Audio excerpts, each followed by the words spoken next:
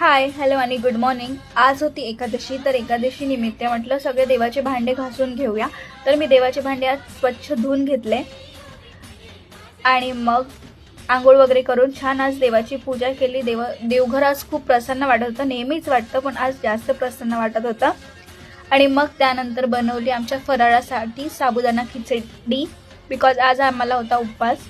आणि साबुदाणा खिचडी सुद्धा खूप यम बनलेली होती। आणि देन संध्याकाळ झाली, संध्याकाळचा व्ह्यू खूपच प्रचंड भारी असतं आमच्या घराकडला। तर मग मस्त बाहेरचा व्ह्यू एन्जॉय करत मी घेतला गरमागरम चहा आणि मग झाली संध्याकाळ।